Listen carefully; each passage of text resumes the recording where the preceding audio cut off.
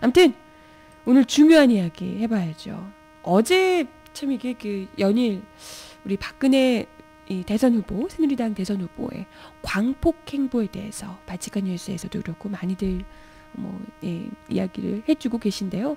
태풍 속에서도 어제 전태일 재단 찾아갔다고 해서 어제 바치칸 뉴스에서 전해드린 내용까지는 일단 유족 측에서 거부를 해서 발길을 돌리셨더라. 그래서 트위터에서 쌍용차 분향소를 찾아가니 만에 이런 이야기들이 나오고 있다까지만 이야기를 드렸었어요. 그죠? 근데 네, 쌍용차 어쨌건 그래도 쌍용차 이 분향소에 찾아가는 것 자체가 그래도 또 물론 쇼고 그림 만들기일 수 있지만 그래도 대선 후보가 이게 어떻게 보면 전태일 재단을 찾아가는 것하고는 또 별개의 문제일 수 있거든요. 왜냐하면 전태일 재단은 이미 지나간 이야기고요. 이미 지나간 열사의 이야기고요. 그러나 여전히 그 정신은 살아있지만 전태일 열사가 이미 돌아가신 분이기도 하고요. 그렇기 때문에 찾아가는 것은 의미상으로는 굉장히 좀 이렇게 또 다를 수 있지만 큰 문제일 수 있지만 현재 현안인 쌍용차 문제의 분향소에 찾아간다는 것은 이 현안에 대해서 대선 후보가 여당의 대선 후보가 직접적으로 개입할 수 있는 문제이기 때문에 이건 좀 이렇게 다른 의미일 수가 있습니다. 오히려 쌍용차에 찾아가는 것은 더더욱이 좀 큰 문제가 될 수 있는 거죠. 큰 이제 의미가 될 수 있는 거죠. 그렇기 때문에 그래도 좀 쇼라도 좀 찾아가 주셨으면 찾아가는 게 좀 더 낫지 않을까 이런 생각을 했던 부분이 분명히 있습니다.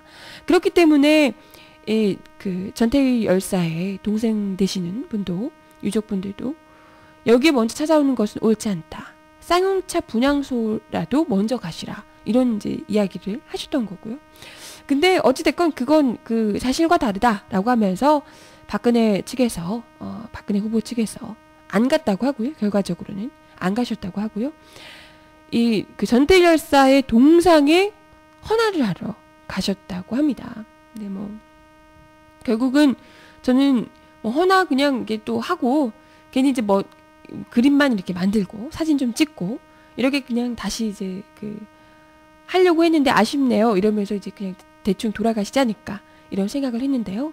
어제 꽃을 결국 못 바치셨다고 하네요. 헌화를 못 하셨다고요. 그 이유인즉슨 그 동상 앞에 노동자 한 분께서 버티고 앉아서 이 헌화를 박 후보의 헌화를 가로막았다는 겁니다. 그분이 바로 김정우 쌍용자동차 노조 지부장이셨습니다. 이 사진 여러분들 트위터에서 많이 보셨죠? 이 사진을 보는데 왠지 가슴이 찌르르르 하더라고요. 그죠? 쌍용차 분향소를 만약에 찾아가셨더라면 또 직접 만나실 수 있지 않았을까 했는데 거기는 안 가시고 어찌됐건 박근혜 후보께서 일단 전태일 열사의 동상을 헌화하겠다고 찾아오셔서 거기서 이제 마주하게 됐는데 일단 노동 현안이나 그죠? 이런 문제에 대해서 전혀 모른 척 하는 것뿐만이 아니라 오히려 노동자들의 인권을, 삶을 있는 대로 짓밟았던 박근혜 후보께서 그냥 전혀 고민 없이 이거에 대해서 가타부타 사과 한마디 없이 전태일 재단을 방문하는 것 이런 것 자체가 열사를 오히려 욕보이는 것이다. 이런 이제 이야기를 김정우 지부장께서 하셨다고 해요. 그래서 이것을 도저히 방치할 수는 없었기 때문에 직접 저지를 한 거다라고 이제 이야기를 하셨다고 하고요. 마찬가지일 것 같아요. 그죠? 우리가 생각했던, 우리가 찝찝할 수밖에 없고 왜 찾아가냐라고 목소리를 높일 수밖에 없었던 게 대국민 사기극이다. 사기치지 마라. 이렇게 이야기를 한 게 마찬가지의 마음이 아닌가 생각이 들고요. 근데 더 웃긴 게 그거예요. 여기서 그냥 그러고 다시 돌아가셨으면 문제가 없었을 텐데 나오라고 이 쌍용차 지부장 김정우 지부장을 비키라고 경호원이 멱살 잡아서 끌어내려고 멱살을 이렇게 잡더라는 거예요. 그 사진 보셨죠? 멱살 잡아서 이렇게 끌어내려고. 그게 대체 뭐 하는 거냐? 그죠? 이게 바로 이거 한 번으로 바로 백날 찾아가고 허나를 하니 많이 찾아가서 얼굴 만나겠다. 백날 해봤자 그거 한 번으로 박근혜 후보의 노동에 대한 노동자에 대한 견해가 바로 드러난 거예요. 내 앞길을 막는 피레미 깨진 그 몇 개? 이런 정도로밖에 생각 안 하는 거예요. 내가 지금 여기서 포토라인 쫙 세워가지고 사진 찍어야 되는데 어떻게 이런 뭐니 너 나와 이건 거예요. 물론 대놓고 이렇게 얘기를 안 하셨겠지만 그죠? 거기서 경호원이 뭐야 이거 야 나와 멱살 잡아서 이렇게 딱 끌어내는 거죠. 그거라는 겁니다. 정말 진정성이 있었다면 거기서라고 얘기를 왜 못하겠어요. 쌍용차 지부장이시고요. 지금 현재 여러 가지 이명박 정부에 들어서 노동 현안들이 심각한 노동 문제들이 많지만 그 중에 하나 대표적인 것이 바로 쌍용차 문제거든요. 그죠? 뭐 물론 지금 컨택터스 터진 것도 있고 한진중공업 문제도 있고 많지만 신호탄, 첫 신호탄이 됐던 가장 큰 문제가 쌍용차고요. 그 중에서도 옥새 파업 이후에 노사가 합의안을 내고서도 계속해서 그 사측에서 이 합의대로 이행하지 않아서 계속해서 그냥 뭉개고 있는 상황이죠. 정부에서도 그걸 그냥 묵인하고 대충 넘어가고 있는 상황이고요. 그러다 보니까 그런 가운데 무려 22분의 희생자가 나왔죠. 사망자가 나온.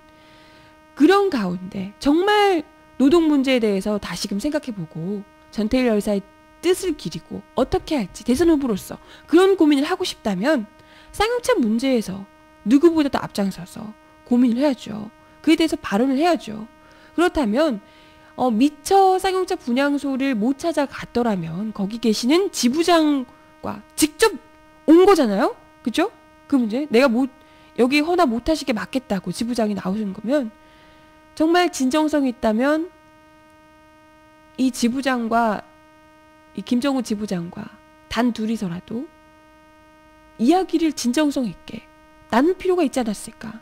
굳이 그까지 안 가시더라도 그죠? 못 가신다면 가서 당신의 뭐 그런 마음의 요구사항이 무엇인지 알고 있다. 내가 어떤 식으로 노력을 하겠다.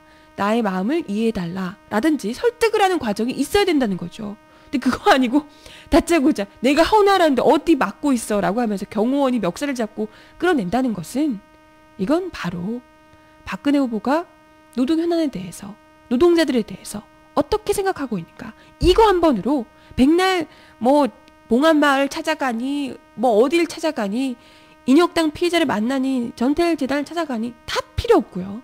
이 멱살잡이 한 편으로 박근혜 후보의 진정성이 진심이 여기서 드러났다라는 겁니다. 그죠?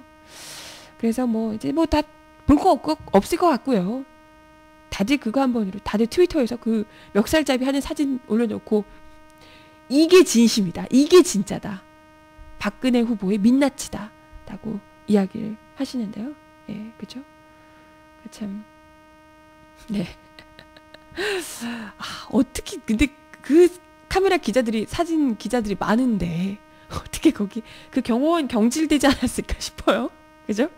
사진 멋지게 이렇게 그림 내려고 했는데, 멱살잡이 하면서, 바로 민낯을 드러낸 거잖아요. 그죠?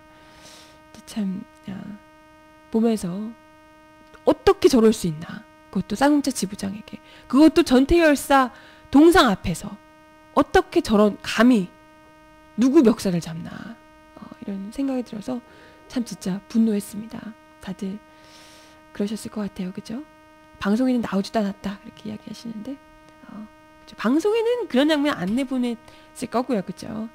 당연히 언론사들에서만 신문사들에서만 진보적인 신문사들에서만 이렇게 좀 트위터 상에서만 돌았는데요. 아무튼 이게 바로 적나라하게 드러난 게 아닐까 생각이 듭니다. 네, 아무튼 또 그 사진들 보면서 분노해가지고 다들 그러셨죠? 그죠? 방송에는 지부장이 막은 장면만 나오더라고요. 그러시는데요. 그렇죠.